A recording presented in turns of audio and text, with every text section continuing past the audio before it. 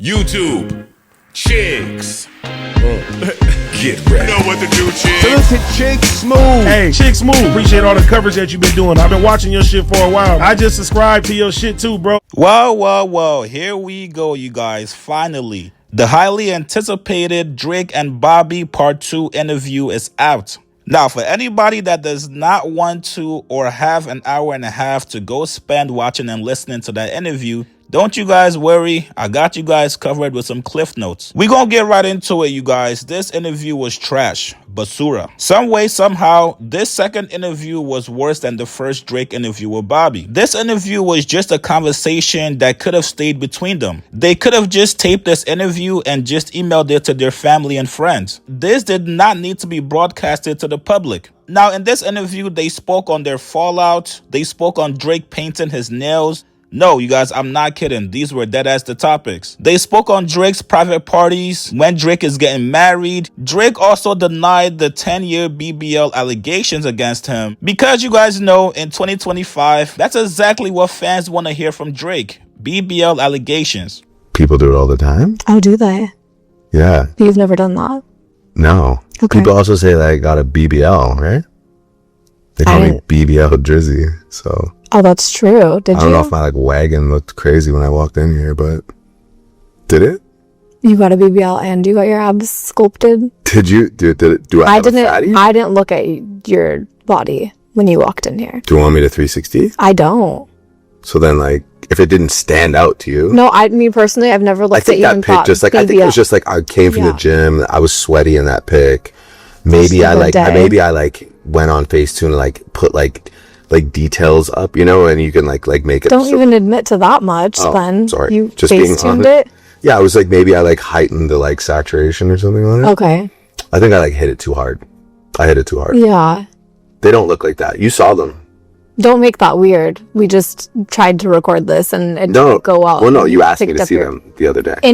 During an interview, not because I was trying to... This is our first interview. I don't know what she's talking about. We have no other interview. She asked me to see my abs and I showed them to her. Now, just like everybody knew, besides a couple Drake fans, this interview was done purely out of spite. Drake actually confirmed that he was the one that reached out to Bobbi for the interview. This is how much Drake hates hip-hop media. Drake hates hip-hop media so much that he was willing to squash his beef with Bobbi, go out of his way to fly her out with her friends just to make this hour-and-a-half interview happen to piss off people in hip-hop. Almost said no to this today. You didn't, No, actually. I didn't. This was your idea. This is my idea. How dare you? Absolutely right. I was very shocked to hear from you again.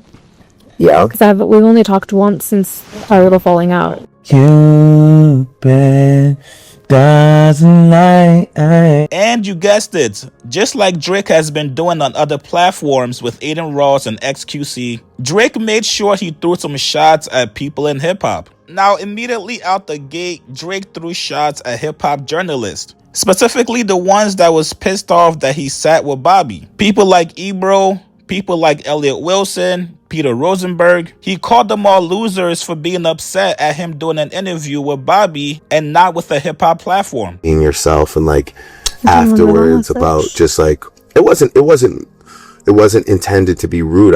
I just was you're my friend and I'm gonna be hard on you and I just want you to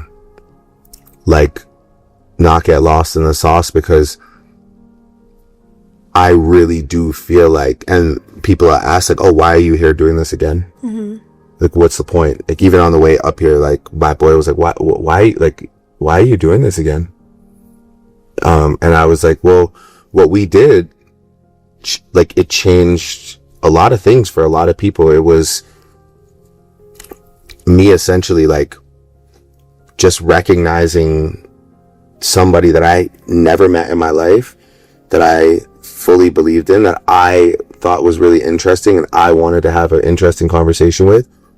It pissed off so many all these fucking losers, these story journalists and this guy and that guy who feels so entitled to this interview about, and Drake never does anything for this type of media, and it just made people so angry that two people who actually have just maybe nothing to talk about or everything to talk about, but just based on like random energy could come together.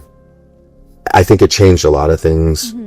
It changed a lot of things like on TikTok. It changed a lot of things like in the streaming world. Like it made people more comfortable to go sit down with somebody that they've never sat down with before, you know, like not to take like overly take credit, but when I do see like somebody, you know, who keeps to themselves, like a Nicki Minaj, like go to like Kai Cenat's house, or like I see, you know, these musicians go to like a guy like Blackboy Max's studio and start making songs with him. Like I feel like we did usher in the idea of just like you can be from two completely different walks of life. Celebrities are not here, that we're like, the goal is not to be like some unattainable dickhead for your whole life, you know, and only to like sit with Zane Lowe while he like asks you like the most like curated and formal questions. No disrespect to him, you know, like, but it's just like, I think we did something that was special. Yeah. And I was proud of what we did. And then when you didn't like, when I felt like it caused any like bump in the road in your life, it just hurt me, because I was like, fuck, I just can't get it right, you know?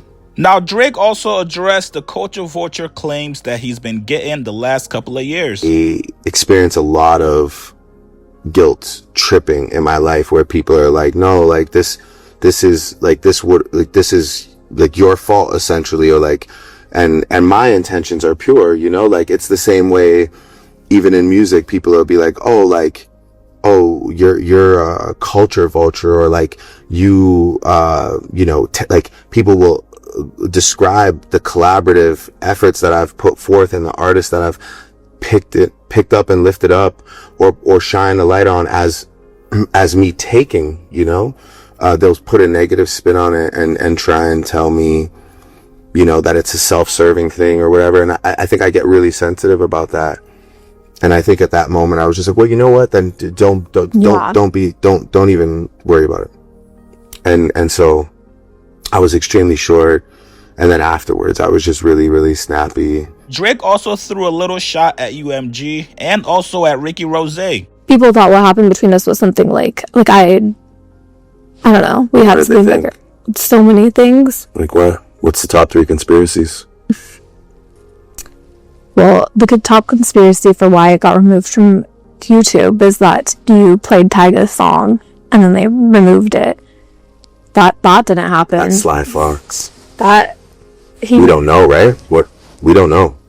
With the shit that these guys have going on right now? What guys? I don't know. They're doing this to this song. They're doing that to that song. They're taking songs. They're doing it. I don't know. I don't know anything about any names. I'm just saying. Okay. There's a lot going on in the music industry. God only knows. Tyga might have pulled that plug. You know what I mean? Sorry. I've never seen someone ice rosé, but... You've never seen someone ice rosé? Mm-hmm. Well, talk to every jeweler in Miami that has fake diamonds. Really, they do that? Nobody got that joke.